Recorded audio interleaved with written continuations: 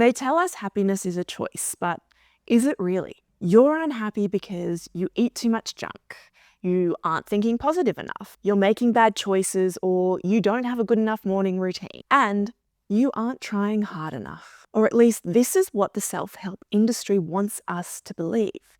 But is it really true? No, you're not unhappy because you're not trying hard enough or you're too lazy. Many of you are actually probably trying too hard, just like I was. You're unhappy because you're stuck in a stress state and your body doesn't feel safe. And this can lead you to try and outrun your problems by staying busy and doing. So instead of trying to force happiness, what would it be like to actually experience it? And to do that, you have to change your nervous system state. So what does all of this mean, and how can you shift from a stress state into someone who's more joyful, connected, and calm? Welcome. I'm Deb Sarah, and I was depressed for most of my life. A perpetual dread waking up in the morning, heaviness I couldn't shake, and a constant exhaustion. I wonder if you can relate. And for a while, I believed too that if I just changed my routine and ate better, I would be able to be happier. But this just wasn't the case. While these things are all really great to do and can add to a happier, healthier life, they aren't treating the root cause of why you're unhappy in the first place. The truth was, I had the perfect routine. I went to bed at 8:30, I got up at 5 a.m, I meditated, I walked the dog, I ate high protein, I read all the self-help books, and I went to the gym. I was even in therapy, and my therapist even said to me, "You are doing all of the things, so why wasn't I better? Why wasn't I happy? Was I broken?" And lucky for me, no, I was not broken, and I can almost guarantee that you're not broken either.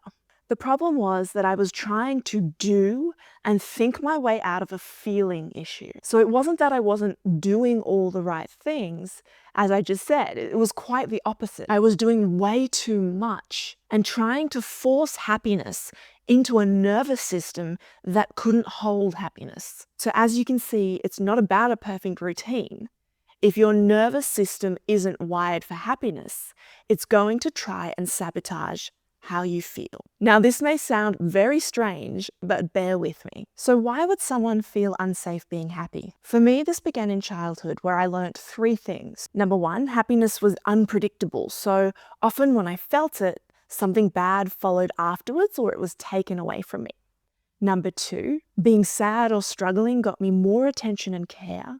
And number 3, my happiness could often upset others, and so I shrunk myself and I dimmed my light to keep the peace and make other people happy. So if any of this sounds familiar, it's not your fault. These patterns can form without us even knowing it, but the good news is that we can rewire them. It's about becoming aware of the subconscious beliefs, meaning beliefs that you may not be aware you have, and understanding how they shape your worldview and how you feel. It's all good for the self-help industry to say happiness is a choice, but it's a much more complex and nuanced conversation than that.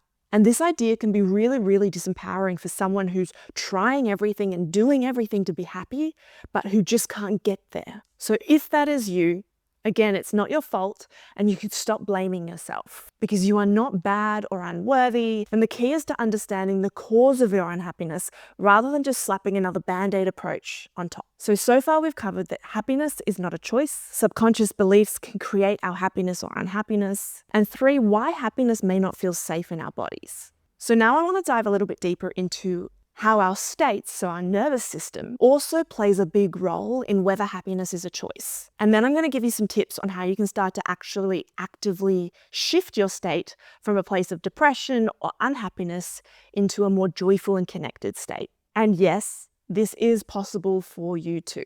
What is the nervous system? So you may have heard me mention this a few times. The nervous system is our body's wiring system, and it sends chemicals basically about our safety or danger from our body to our brain and vice versa. This is what creates our emotional state and helps us make sense of the world around us. When our body is in a state of alert because of maybe harmful, scary, or past experiences and deep-seated beliefs, whether these are conscious, so you know about them, or subconscious, you're unaware of them, it can make choosing happiness difficult or even unsafe. Let me give you another example. Your nervous system is kind of like a social media algorithm. It filters your experience based on your past patterns. So if your brain is wired to expect stress, it will keep showing you stress, even when happiness is available. It's just like how the algorithm keeps feeding you similar content based on what you've searched and what you've engaged with. So your nervous system reinforces old emotional patterns even if you want to change them. And the reason why thinking just alone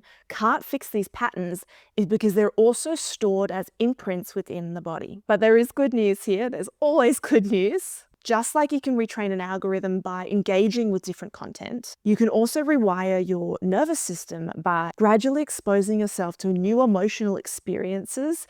And I'm going to give you a couple of tools and techniques to do that closer to the end of this video. So these are tools that are going to teach your body that it's safe to feel happiness. But let's look at why the body actually resists happiness in the first place. So we did speak about the subconscious beliefs, but what about how it relates to the nervous system? And this comes down to your survival instincts. Your nervous system isn't just responsible for emotions, so how you're feeling. It also controls your automatic survival responses. So these automatic systems might look like your fight response, so literally fighting, your flight response, running away, your freeze response, so playing dead, and your fawn response, which is quite often people-pleasing. And back in the day, these responses needed to be very automatic, because if you think about it like this, if there's a tiger running at you, you don't want to be stopped there overthinking about, should I go that way and jump over the fence? Should I run backwards? Should I run sideways? Should I run in circles? Because by that stage, you've probably already been eaten by the tiger. So it needed to be pretty automatic. And that's where the fight, flight, freeze, and fawn come into play. They're automatic reactive systems that are activated based on past experiences. So that social media algorithm is what's feeding your body to choose each state. This is the happiness pattern, so to speak. Over time, your body begins to create that pattern of survival. If happiness wasn't safe in childhood, your brain will slowly rewire to a different response so that it can keep you safe. So sometimes it feels like our body's trying to work against us, but actually this is a coping mechanism. It's trying to help us survive, even if it doesn't feel like it. And so this might look like, instead of happiness, you move into that fawn response, just like I did, dimming my light to try and please everyone around you, because that feels like the least dangerous action or response. Why? Because your brain and body can't differentiate between, say, a tiger going to eat you and a situation where if you don't please your parents, say, you may get in trouble. It can feel like the same level of threat. So it reacts in the same way that it would to the tiger. And this can leave you in a constant state of threat and survival if you've been wired in a way for unhappiness instead of thriving. And so this is why focusing solely on how we think, or say behavioral patterns like routines, are not going to get you the results you want, because they're not working on the actual causation of the problem, because it's missing one of the biggest factors in creating change. And this is working with the body and the stored states and emotional states within the body. And this is the step that most self-help books and most people miss when they're trying to rewire themselves for more joy and connection. Because we really live in a society that prioritizes intellect and thinking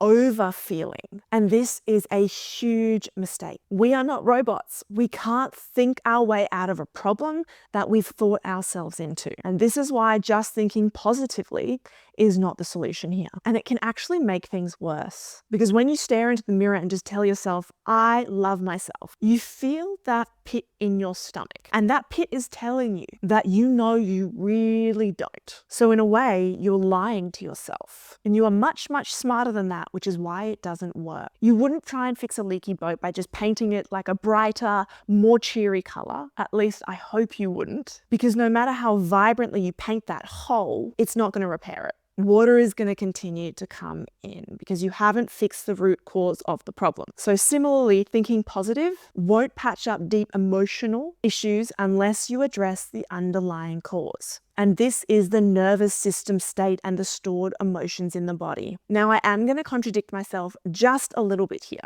While I have said happiness isn't a choice, there is a nuance here in this conversation. Happiness isn't a choice if you don't understand what's driving the unhappiness.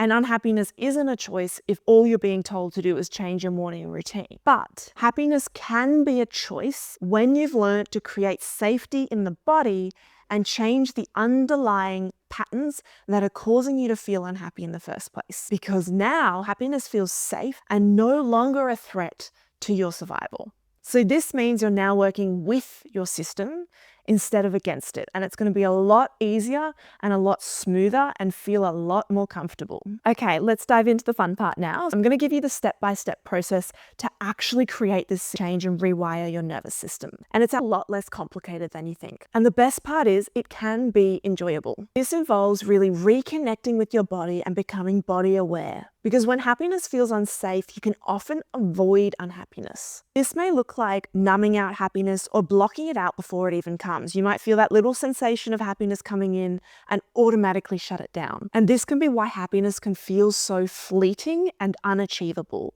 or unsustainable. You may not even be aware that you are doing this. And that's because it's become that automatic pattern. So we need to retrain the body that happiness is now safe. And there's no longer that saber-toothed tiger chasing you down the street. So you can do this with a professional or you can do it alone at home. It's completely up to you. I'm going to talk you through the steps now, but I've also created a free PDF with a downloadable 10-minute meditation that you can use for yourself as well if you'd like to experience this process for yourself. So here's a brief overview of the process, and it's 5 steps. Number 1, we want to move into awareness.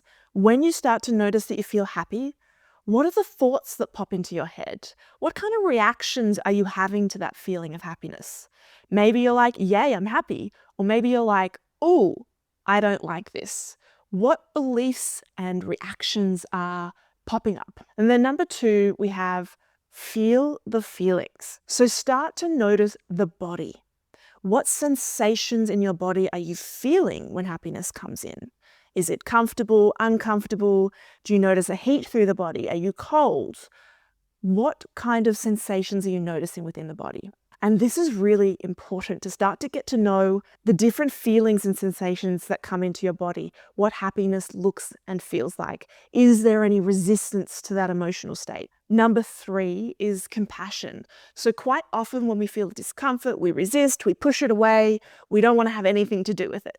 And so instead of that, I'd invite you to start to notice the feelings and sensations coming up without judgment. The goal here is not to try and change the state. So if you notice happiness and all of a sudden you get unhappy, we're not trying to change anything here. You're purely noticing from a place of curiosity and compassion. What are the thoughts? What are the sensations? What's happening for me right now? And you can even start to write these down if that's helpful for you. So you can start to track maybe if it changes or the beliefs, and then you can work with the beliefs as well. Number 4 is bringing in a practice that changes the physiology. So the goal of number 4, we're going to use breath work here. It's just simple breathing because we want to help your body start to feel safe when it experiences happiness. So this may look like just breathing in for 3 seconds and breathing out for 4 seconds. Choose a rhythm that feels comfortable for you, where your exhale is longer than your inhale. This pattern of breathing tells the nervous system and tells the brain and the body that you are safe, you are calm. And it starts to rewire your reaction from a place of stress, maybe thinking about how much you don't like happiness or how much it's not working, all of that. It takes you out of the thinking and out of the head, the pattern that is creating the issue. It brings you back into the body and opens the door to enable you to create a new pattern and a new way of living, behaving, and feeling. And so finally, number 5 is rewiring through consistency. So this isn't a one and done thing. Regular practice of this is going to help you to shift your nervous system states and actually create a long-term change. And you may think, I'm not really doing anything. Is this really going to do anything? But that's really an old way of thinking that's going to keep you stuck. The self-help industry, it's all about doing and action, but this is what keeps us stuck in our head. This process is teaching you to move from the thinking and the doing, and instead of forcing and pushing change, releasing, surrendering, and allowing it to happen. It's about slowing down enough to actually notice what's going on, to understand what you and your body need. And this is what's going to rewire it for safety. Because always needing to fix yourself or do something is actually a stress response. And this is the opposite of what we're trying to do here. It's a response that society perpetuates. The just do more. And if you don't feel good, you aren't doing enough. It really blames you for your problems. But this is the old way of thinking and doing. And if you want a different result, we're going to have to take different actions, or in this case, slowing down and taking less actions and just listening and being with your body. Here we're working to reduce the stress response, and not just reduce it, but actually transform it into a response of calm, safety, and connection to self. And it really is one of the biggest steps in rewiring your nervous system to making happiness a choice. For me, this was a real game changer. And I want to give you a little example of something that happened this morning. So I said before that I was depressed for most of my life. I really struggled with happiness. And so this morning I was drinking my matcha latte because I'm bougie like that. And I was thinking to myself about how I have to write today's episode, YouTube video, and content to create for this week. And I started to get really panicked and freaked out. And in the past, I would have gone, okay, it's too much. I'm overwhelmed. I'm stressed. I can't do this. I can't think. I have to take a break. I have to run away from it. But instead, I breathed and I sat with it. And I became aware. I noticed the thinking. I noticed the sensations. And I just said to myself, I'm done.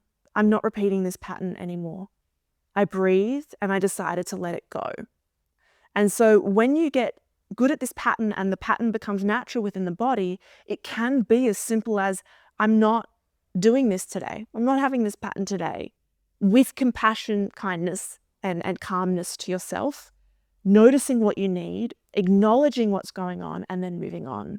It can become a really automatic and beautiful process that doesn't overwhelm and take over your life anymore. And it was really cool to see that happen this morning in real time. So for you, just like me, the results will not be overnight, but that doesn't mean it's a bad thing. We've been made to believe that quick fixes are the way to go and look for instant gratification. But instant changes do not last, and I'm not here to give you another quick fix or sell you a solution that doesn't work. I want to help you create lasting change to have a really beautiful, connected life. And I really want to emphasize this message. So I'm just going to give one last little example. So think about it this way. How long have you been in this nervous system pattern of overthinking, of stress, and of lack of happiness, let's say? So for a moment, just imagine that you're living in a dim room with a lot of shadows and it's dark. And this has been your life for years. Your eyes have gradually adjusted to living in the dark, right? Now, if someone suddenly just turned the light on like full blast, your eyes would probably be flooded, overwhelmed, and it would be a real shock to the system. And you wouldn't be able to process that light straight away. It might even hurt you. So similarly, if your nervous system has been stressed or depressed for a long period of time, a sudden burst of extreme happiness is like flooding the system. And we can see this on social media, the techniques and the tools which promise you that instant happiness, the instant gratification, but it doesn't last. The routines don't last because the change is too intense and you haven't given yourself time to adapt to the changes. And so your body automatically goes, I'm unsafe, I can't hold this. It just wants to turn the light straight off back to the darkness. And so we don't want to flood the system by just flicking on the light straight away. We want to slowly adapt and allow your body to have that consistent exposure, which is why we repeat this method over and over and create positive experiences rather than the shock experiences to the system. So just like your eyes are going to need the time to adjust from the darkness to the light, so does your body. It needs time to adjust from a place of depression and unhappiness to understand that happiness is safety. And this is why change is a bit slower than maybe you'd like it to be, but it will last. Change is possible. You aren't broken. It doesn't require hours of work, and it can be enjoyable. And so before we wrap up, here's a recap. Firstly, happiness isn't just about routines or doing more, it's about the deep internal shifts. 2, subconscious beliefs can make happiness feel unsafe, leading to self-sabotage. 3, the nervous system plays a huge role in happiness. Your stress response, so fight, flight, freeze, fawn response, can keep you stuck in patterns that aren't serving you. And 4, instead of forcing happiness, it's time to work with your body. If you want to rewire your nervous system and make happiness feel natural for you, I've made a free 10-minute meditation that will help you do exactly this. And it's basically going over the 5 steps that we've gone through in this video today. So you can download it in the show notes below and give it a go. Do you think happiness is a choice? Or is it more complicated than that? Let's chat about it. Drop a comment below the video and let me know what you think. Thanks for joining me, and until next time.